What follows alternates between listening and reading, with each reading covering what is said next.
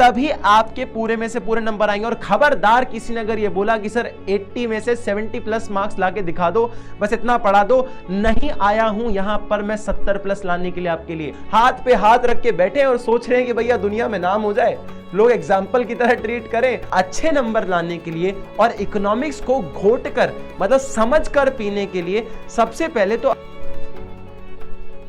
आप एक सिचुएशन से गुजर रहे हो जो कि आपको बर्बादी की राह पर ले जा रहा है और इस बात का आपको अंदाजा तक नहीं है।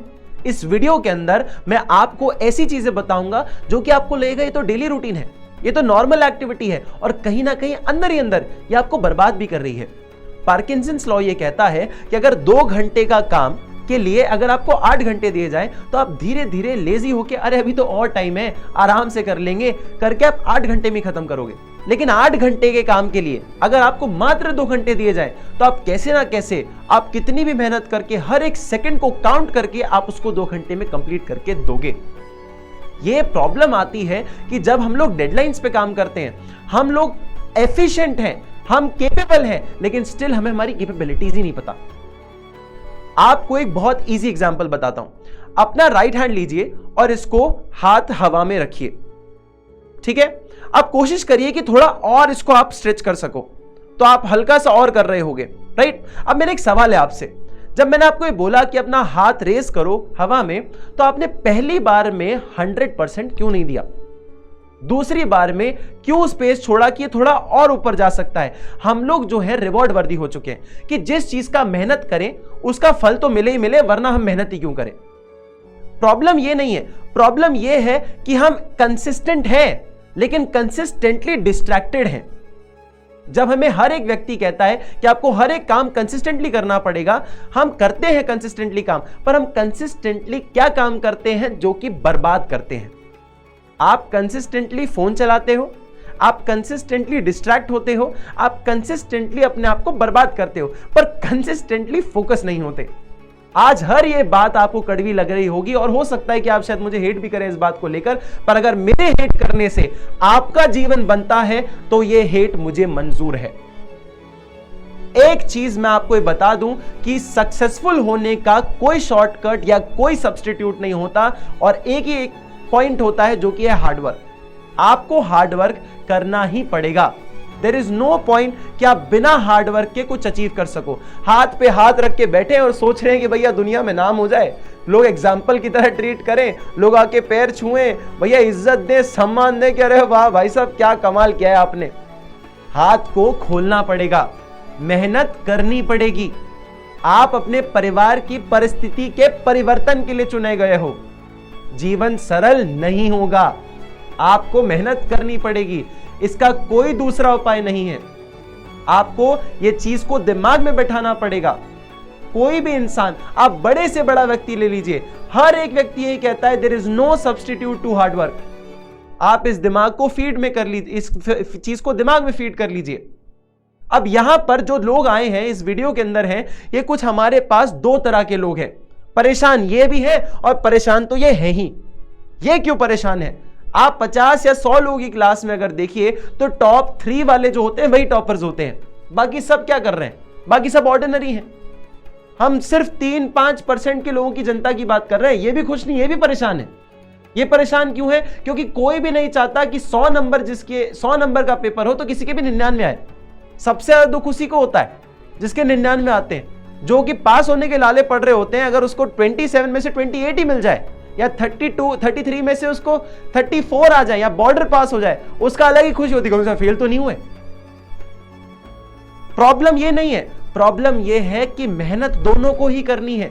और अब मैं आपको एक बहुत इजी बात बताता हूं। मान लीजिए आपके बोर्ड्स में सिर्फ 45 दिन का समय है और मैं आपको ये बोलूं कि रोज 10 घंटे 12 घंटे आपको पढ़ाई करनी है और आपको 75% मार्क्स लेके आने हैं।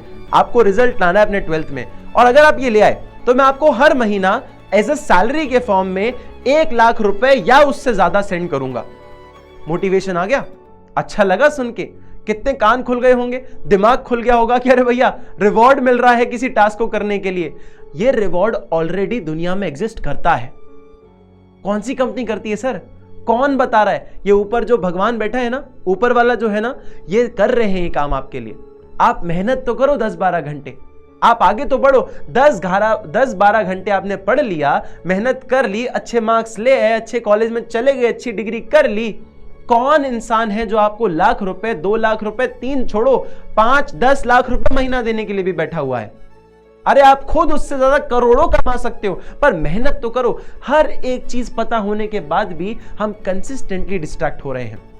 सबसे पहली चीज करनी पड़ेगी, दैट इज फोकस, और उससे भी ज्यादा अपने ऊपर विश्वास। तुम्हें अपने ऊपर विश्वास है कि नहीं? लेकिन मुझे है। अगर रिश्तेदार कुछ गलत बोलते हैं और इस बात का बुरा लगता है तो जिम्मेदारी खुद लो। हमने उनको चॉइस दी है कि वो हमारे बारे में कुछ बात कर सके। अरे नंबर लाके दिखा दो ना, अरे प्रूफ करके दिखा दो, टॉप करके दिखा दो। कोई कैसे बोल दे हमारे बारे में? अंदर से ये आग होनी चाहिए कि अगर कोई चाची, बुआ, मौसी अगर कुछ बोल रही है तो उनको बोलने के लिए मजबूर भी हमने किया है।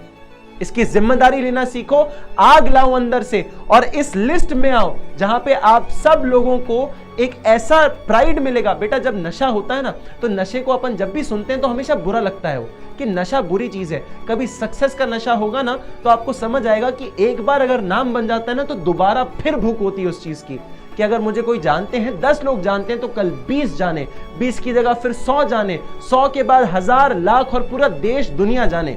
हर इंसान को भूख होती है, और सक्सेस की भूख आपको जितना प्राइड, जितना सम्मान, जितना दिलाएगी वो सबसे परे है। अब आते हैं सबसे पहले इसको अचीव कैसे करना है। ध्यान से सुनना और इसको बने रहना।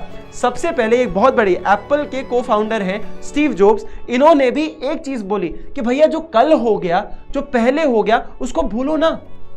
क्यों इतना सोचते हो? रामायण के अंदर जब राम भगवान ने ये नहीं पूछा कि वनवास के लिए मुझे क्यों भेज रहे हो, सीता मैया को ये सवाल नहीं किए कि तुमने लक्ष्मण रेखा क्यों क्रॉस करी, पुरुष और पुरुषोत्तम में फर्क यही तो है कि पुरुषोत्तम प्रेजेंट में जीता है, और पुरुष जो है वो ये सोचता रहता है कि पहले क्या किया है और अब आगे क्या होगा, प्रेजेंट में जीकर सब कुछ जी लेता है।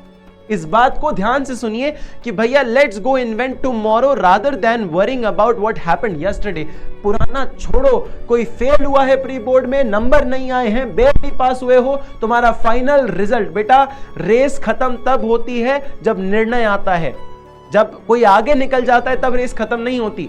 चलिए अब सबसे पहले समझिए कि हमारे पास 2 पार्ट्स हैं इकोनॉमिक्स के, एक है मैक्रो इकोनॉमिक्स और दूसरा है हमारे पास Indian economic development. Indian economic development पूरा थ्योरी बेस्ड है, वो पूरा का पूरा कहानी में चलता है। जैसे कि आपने 10th में एसएसटी पढ़ा था, ऐसे ही आपने कुछ स्टोरी लाइन में चीज समझी होंगी।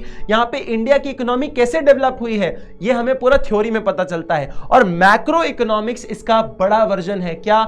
माइक्रो हम स्मॉल एस्पेक्ट में पढ़ते थे, मैक्रो हम लार्जर एस्पेक्ट में पढ़ते हैं। इनके पास अगर आप टॉपिक जरा ध्यान से देखो, इंट्रोडक्शंस में से आपको ज्यादा से ज्यादा अगर आया तो 1 मार्क्स का आएगा, सब ऊपर का नहीं आता। आप नेशनल इनकम देखोगे, आपको हमेशा इसमें से कुछ न्यूमेरिकल क्वेश्चन आएगा, ये याद रखना। इसमें न्यूमेरिकल होता ही होता है, इसमें भी न्यूमेरिकल होता है। Determination of income and employment, ये आपका एग्रीगेट डिमांड सप्लाई वाला टॉपिक है, इसके अंदर आपको पूछा ही जाता है कुछ ना कुछ न्यूमेरिकल, दोनों में से न्यूमेरिकल आते हैं। और आप अगर इसका वेटेज देख लो तो बेटा अपने आप में 22 मार्क्स है, 22 मार्क्स का वेटेज रखते हैं।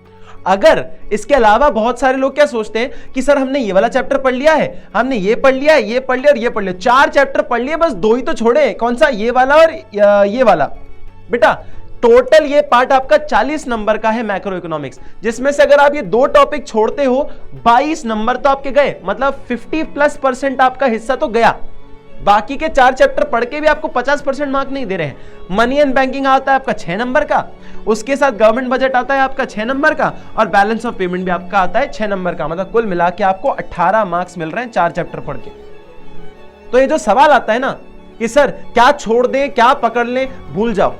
हर एक टॉपिक पढ़ना पड़ेगा, हर एक चीज क्लियर करनी पड़ेगी, तभी आपके पूरे में से पूरे नंबर आएंगे। और खबरदार किसी ने अगर ये बोला कि सर 80 में से 70+ मार्क्स लाके दिखा दो, बस इतना पढ़ा दो, नहीं आया हूं यहां पर मैं 70+ लाने के लिए आपके लिए।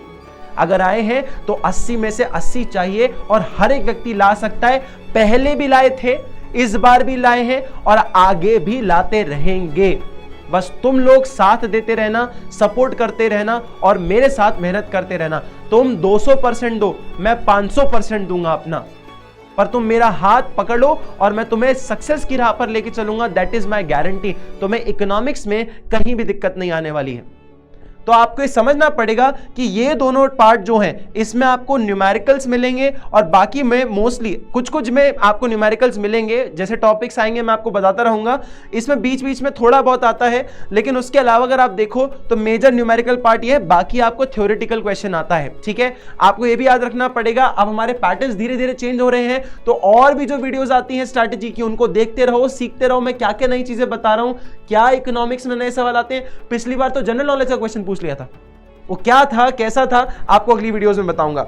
इसके बाद अगर आप देखो तो हमारे पास आता है Indian economic development. Indian economic development में बेटा हमारे पास अगर आप देखोगे तो पहले ये बात करता है कि भैया आपका इंडिपेंडेंस से पहले क्या हाल थे, उससे पहले इकोनॉमी की क्या हाल थे, जब ब्रिटिशर्स थे, जब हमें लूट रहे थे वो, तब क्या हुआ, कैसे आए ब्रिटिशर्स, उनके बारे में थोड़ा बताएंगे। फिर 1947 से 1990 तक का जो हिस्सा था, और उसके बाद जो 1991 में एलपीजी पॉलिसी आई उसमें क्या हुआ, ये आपका हिस्सा कुछ देखो कितने मार्क्स का है, ये अपने आप में बहुत बड़ा वेटेज रखता है। मतलब आपका यही पार्ट अगर आप कर लोगे तो आपको 20 नंबर मिल जाएंगे। इसके अंदर भी सब टॉपिक्स हैं, तो ऐसा नहीं मानना कि भैया यही कर लोगे तो हो जाएगा, छोटा नहीं है बड़ा पोर्शन, लेकिन आपको आधा वेटेज देता है पूरा। उसके बाद आता है आपका development experiences of India and comparing neighbouring countries. अब हम इंडिया को कंपेयर कर रहे हैं हमारे पड़ोसी देश के साथ, कि हमारे जब डेवलपमेंट हो रहा था तो वो हमसे आगे निकल गए कि हम उनसे आगे निकल गए, या कौन हमसे आगे निकल गया और हमसे कौन पीछे रह गया, क्यों रहा, कैसे रहा, कितना रहा, उन सब के बारे में डिस्कशन यहां होगा। और ये पूरा पोर्शन भी आपको देता है कुल मिला के 40 मार्क। तो आपको जो 80 मार्क का पेपर है उसके दो पार्ट बन जाते हैं 40-40 के, 40 मैक्रो है, 40 इंडियन इकोनॉमिक डेवलपमेंट है और 20 मार्क आपका प्रोजेक्ट है। अब ध्यान से सुनो, ये मैंने आपको सिलेबस बता दिया, क्या करना है अच्छे नंबर लाने के लिए और इकोनॉमिक्स को घोट कर मतलब समझ कर पीने के लिए। सबसे पहले तो आपको अपनी दिनचर्या को सुधारना पड़ेगा और आपकी थॉट प्रोसेस को चेंज करना पड़ेगा। जब तक आप अपनी सोच नहीं बदलोगे तो सच्ची तरीके से आप काम नहीं कर पाओगे। जैसे कि एक एटिक थ्योरी कहती है, एटिक का मतलब होता है एक तरह का स्टोर रूम घर के ऊपर, है ना। घर के ऊपर कहीं ऐसा छज्जा होता है जहां पे हम सामान रखते हैं ना। जब सामान भरा होगा ना बेटा तो आप नया सामान नहीं ला सकते, आपको पुराना सामान निकालना पड़ेगा नया रखने के लिए। तो एटिक थ्योरी कहती है कि आपको कुछ निकालना पड़ता है कुछ नया सीखने के लिए। तो अपनी सोच में जो गंदगी भरी है कि हमसे हो पाएगा नहीं हो पाएगा, इन सबको बाहर फेंको और जो मैं बता रहा हूं, जो पॉजिटिव अप्रोच बता रहा हूं उसको चुनो।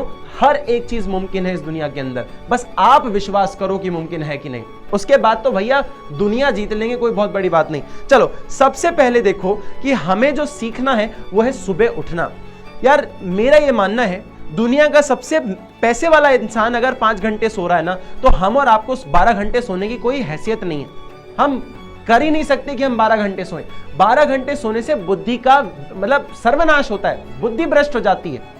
ज्यादा सोता है इंसान लेजी होता है और अपने आप को बर्बादी की राह पर ले जाता है। तो जल्दी उठो, कम सो। अगर जीवन में सफल बनना है और ज्यादा जीना है तो कम सोना होगा, कम खाना होगा और कम बोलना होगा, कर्म ज्यादा करना होगा। तो आप जल्दी उठिए, कम सोइए। 12-12 घंटे सोने का कोई तुक नहीं बनता। जब दुनिया का सबसे पैसे वाला इंसान कम सो रहा है तो हमारा नहीं। अब प्रॉब्लम क्या है ना सर, माँ बाप ने बोला था या आस पड़ोस के लोग बोलते हैं 8th अच्छे से पढ़ ले फिर तो मजे ही मजे। फिर आता है 9th अच्छे से पढ़ ले, मजे ही मजे, चलो पढ़ लिया, ले अच्छे नंबर। 10th बेटा बोर्ड्स हैं, इसमें तो अच्छे से पढ़ ले फिर तो मजे ही मजे, ठीक है कर लिया। अब क्या 11th आ गई, मजे आ गए? नहीं, अभी 11th भी तो पढ़ना पड़ेगा ना, बेसिक्स है, फिर उसके बाद 12th आएगा। तो 11th बेसिक है, 12th उसको हेल्प करता है, ठीक है। चलो 11th में अच्छे नंबर ले आए, 12th तो बोर्ड्स आ गए, अभी कैसे मजे करेंगे, बोर्ड्स के बाद मजे होंगे, है ना। तो बोर्ड्स में भी अच्छे नंबर ले आए, अब क्या मजे करें? नहीं, अच्छे कॉलेज में तो एडमिशन लो, अच्छी डिग्री तो चूज करो। अच्छा फिर मजे है क्या? हाँ फिर मजे। कॉलेज में भी चले गए, अब फाइट करो, कॉलेज में पढ़ो, नौकरी के लिए फाइट करो। नौकरी के बाद मजे क्या? पैसे कमाने लग जाएंगे तो हाँ मजे। नौकरी में आपको कोई मजे करने दे रहा है? अपने पापा से पूछो क्या मजे कर रहे हो, अपनी मम्मी से पूछो क्या मजे कर रही हैं, वो कमा भी रहे हैं, दिन रात मेहनत करते हैं एक संडे खुश होने के लिए, ठीक है।